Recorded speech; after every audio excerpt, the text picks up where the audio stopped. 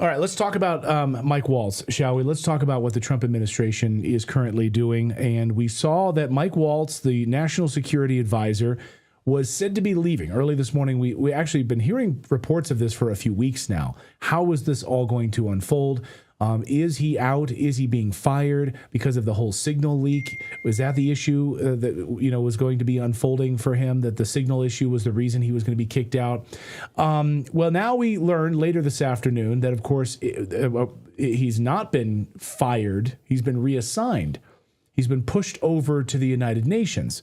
So now he will be over at the United Nations as a U.S. ambassador to the UN. Is that a worse job? Is that the worst job in Washington, D.C., given the fact that the United States and the Trump administration are openly hostile towards the United Nations? Let's bring in Colonel Douglas Macgregor now to talk about that and all of what's unfolding right now with this minerals deal in Ukraine to talk about that. So, Colonel, good to see you. Is being reassigned to the United Nations the same thing as being fired?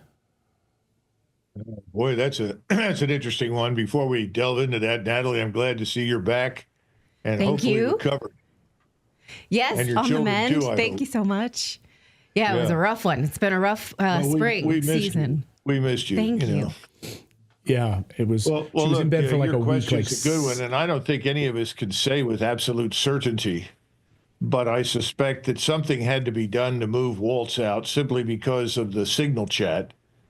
But at the same time, President Trump, and I've said this to a lot of people, this is not a mean-spirited person. He's always treated people, even those that he fires, rather considerately. I mean, he's been very considerate and pleasant. So, all I can say is moving him to the UN, I think, is a spot where normally we send people like Nikki Haley. It's not an influential position from our standpoint. And the only thing he's got to do is always stand up for Israel and essentially attack China and Russia and Iran. And that's his predisposition anyway, so he's ideally suited to the job. Now, what do you think are the things, though, that were objectionable about Waltz? Because it seems to most of us that he was leading the charge to follow Israel into a war with Iran. And there are many people inside the Trump cabinet who seem to be resistant to that. So do you think that is the straw that broke the camel's back? No, because I don't see many people in the cabinet who are opposed to going to war with Iran. I mean, who specifically has stood up and said, no, this is a bad idea? As far as I know, only Tulsi Gabbard. We've heard J.D. Vance J.D. Vance has said not that he's against it, but that we should be cautious and pause and reconsider, which is fine. And then Radcliffe, who's over at the CIA, has run silent, but he's a well-known advocate for attacking Iran and supporting whatever Mr. Netanyahu wants. So I don't know that there's that much resistance at all inside the cabinet. I just think someone had to take the fall for the signal chat. And given that Waltz had a connection to Goldberg, it was reasonable to move him out. Now, the problem is nothing has really changed, Natalie, and that's your basic point, because what we have now is essentially a group of people who behave like teenagers on TikTok. They just flip and flip and flip to one new thing after the other without much concern for any degree of policy coherence. And the one thing that's fundamentally missing right now is any degree of consistency or coherence to anything that President Trump is doing. And so Chris Rossini posted this a short time ago. He said, Waltz is out. That's very good. Hegseth should be next. No more wars for Israel. Chris Rossini from the Ron Paul Institute, of course. It seemed, I don't know, is Hegseth insulated from this, or does he appear to be the other shoe that's about to drop here? It's difficult to tell, but I don't think he's about to leave. I think there's very little daylight in the thinking that goes on in President Trump's head and what goes on with Mr. Hegseth. I don't see any evidence that Hegseth is any less committed to the war against Iran, to building up for an insane attack on China over Taiwan, or obstructing Russia and Ukraine. I mean, there's Right. just, I don't see any problem there as far as Hegseth and Trump are concerned. Right. One of the things he said in the last 24 hours is we see who's funding the Houthis. We continue to fight the Houthis. So Iran, you're on the list. It's basically this. We're watching you, but we have not declared war with Iran or Yemen.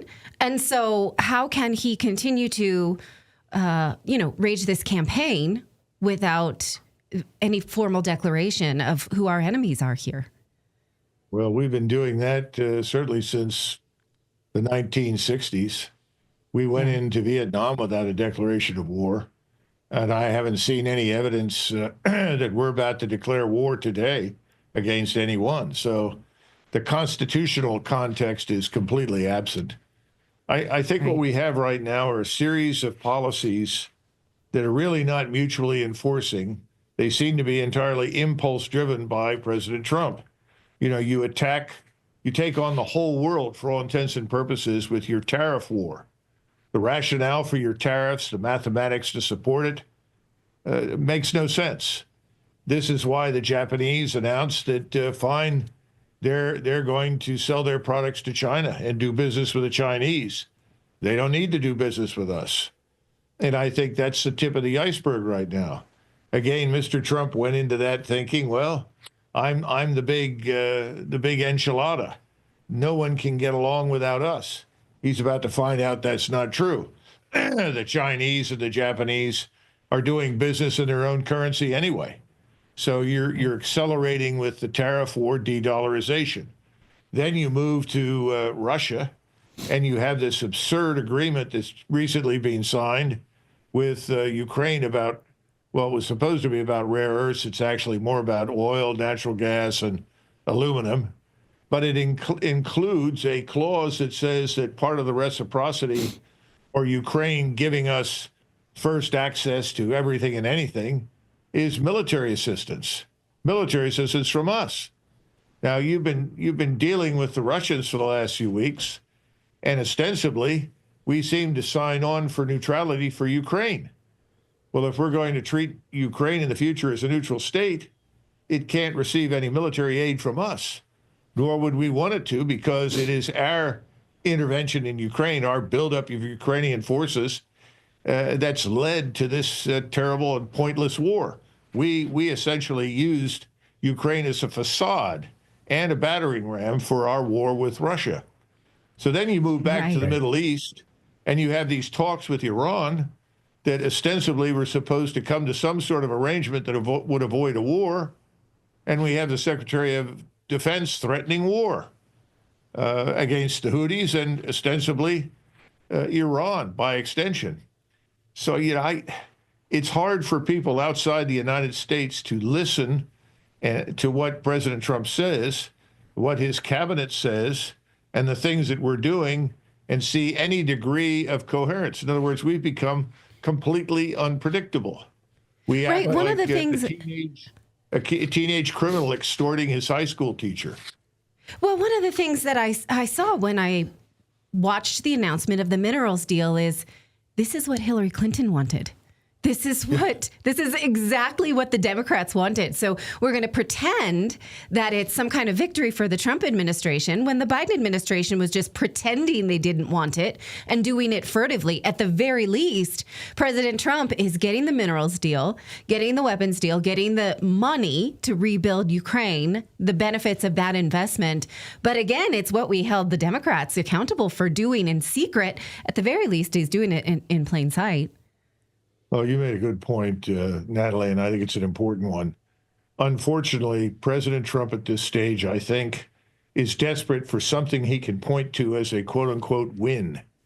Remember, this is the man that said, I can end the war in 24 hours. This is the man that said, I can force the two to get together and make peace. He can't, and that was never true from the beginning. But there was no attempt to seriously study the issues at stake. And in the meantime, Natali, you also have this man Kellogg on the sidelines continuing to blurt out things about Ukraine, our interests there, and Ukraine's interests and so forth that make no sense within the broader framework of normalization of relations with Russia. So I don't know that this agreement should be taken all that seriously. It has to be approved by the Rada. There are a number of things that can happen before that goes through. So I don't know how real it all is. So much of this seems to be marketing by the marketing genius, Donald Trump, don't you think? Yeah, well, there's no one smarter with marketing than Donald Trump and knows how to use the airwaves and knows how to use television in this way. This signing of this minerals deal was put forth by the White House as like a big, as a big victory. But I want to get your take on the Russian side of this. So we had Medvedev who came out today and said Trump has broken the Zelensky regime with this minerals deal. They will have to pay for the U.S. aid with minerals resources, basically saying it's broken the back of Ukraine. Kind of, I think in many ways, praising Trump for this. But a lot of the move towards peace, the peace signals from Russia, there's a laundry list of things that Putin and Russia have said they want in order for there to be a peace agreement. And I don't know that we're even anywhere near half of them. Where do you see the Russian side of this? I mean, they hold all the cards. People, the United States doesn't hold the cards here, right? I mean, Russia holds all the cards in this situation. No, listen, you're 100% right. I think President Trump knows that, but he's never going to say so publicly. And I also think that this agreement is very open to question. I don't see this as hard and fast and sitting in concrete. And what Medvedev was saying was not so much a compliment. He was pointing out that the Ukrainian regime was essentially committing itself to a life of servitude to Donald Trump and the United States, which doesn't make a lot of sense. The other thing is we don't need to go there for rare earths. Rare earths are in many places, obviously in Canada, close by. We have rare earths. We just don't have a refinery, which we also need to build. But the bottom line is I'm just not attaching a great deal of significance to this. And I also think at some point privately, there'll be an argument made to the Russians. Well, we're not serious about that military aid and assistance. We're just talking about perhaps some equipment or whatever. The problem is that the Russians are very professional people. They're going to look at all of the details. That's what Medvedev has begun doing. I'm certain that Foreign Minister Lavrov will have something to say about it. But the bottom line is the very specific tenets of any future agreement that ends this war, as you point out, are not being met. So quite frankly, the whole thing is irrelevant. Colonel Douglas Macgregor, great to see you as always. I guess, just give me your assessment here. Who's going to fill the role of Mike Waltz? I mean, we have Marco Rubio stepping in interim. The choice to replace him could be even worse than Mike Waltz. Like we're sort of celebrating, neocon got pushed out over at the United Nations. Could be worse in a few days. Conceivably, but we'll see. The last Secretary of State to double as the NSA at the same time was Henry Kissinger, and that was not permanently, but that was for a certain period of time. And admittedly, Kissinger, whatever you think of him, had the brains and the depth and the breadth of experience to do that. I have no idea who will be selected. But whoever it is, I doubt seriously it will be anyone that Mr. Netanyahu doesn't want. Right. It does feel like that's right. It feels like Trump's trusted circle continues to get smaller and smaller. And those of us who are watching the administration and hoping for real peace plans in Gaza, in Ukraine, are just scratching our head like, when's this going to happen? Who's really on the side here? It feels like you can trust nobody. Well, the sad part is that without some sort of normalization with Russia, we cannot expect much help or assistance from them elsewhere. And Russia has influence in Asia. Russia has influence in the Middle East and Africa. It would be good to normalize relations with them. That's much more important, to be blunt, than anything happening in Ukraine right now. I think that the intelligent move from the very beginning for President Trump was to say, this is not my war. I didn't start it. I don't want it. And I'm ending all support for it. And I'm happy to host a peace negotiation when the various parties are interested. But we are out of this. And I'm withdrawing all U.S. military and civilian personnel from Ukraine. Had he done that, I think he would have instantly had goodwill from Moscow, which he needs, as well as from Beijing, because Beijing views the situation in Ukraine very, very much the same way as President Putin does. And that would be helpful to us in dealing with Iran. But there doesn't seem to be any coherent strategic framework where we understand that what we do in one region makes a difference to what happens in the other region. And if the goal is stability, prosperity, and peace, which I think is what it ought to be, we should have done something like that. But that's not what we're doing. We're actually ensuring that the war in Ukraine continues. Right. That's incredibly true. Yeah. Privateer Productions in our chat says Redacted equals MSNBC now. Oh, because we're calling out the hypocrisy of these positions. We're MSNBC now. I love that. That's hilarious. Oh. Yeah. Okay. I'd love to see you. Okay, write me a dissertation and draw that parallel. I would love to know what we did to be MSNBC. Okay. We are not sycophants around here, so we will praise President Trump when he does things that are good, and we will be critical when things like this happen. Yeah. So. Later in the show, we're going to talk about why President Trump has provoked this fight with China.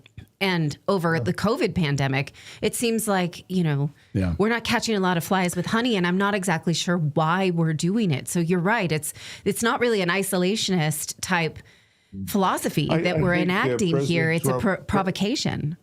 I really think, Natali, that President Trump believes that bullying tactics work. I think he believes in his heart of hearts, and this may be because of his business experience in New York City. I mean, the real estate game in that place is pretty nasty. There's no question about it. But I think he believes that bullying others will deliver what he wants or what he thinks America wants. And I just don't see any evidence that inside the international system now, he's going to get very far that way. The world has changed. Somebody said, we live in a multipolar world. No, we don't. We live in a world that existed before the Second World War. All the great nations, the civilizational states, China, Iran, Japan, everything is roaring back to health and power. We need to see ourselves as one of the neighbors, but not necessarily as the greatest superpower. We aren't.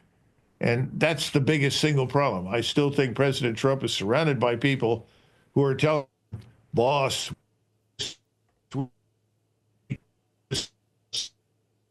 what you tell them. No, that's wrong. Colonel Douglas McGregor, always great to see you. Thank you so much for hanging out with us today and trying to digest these topics. We appreciate it. Thank you.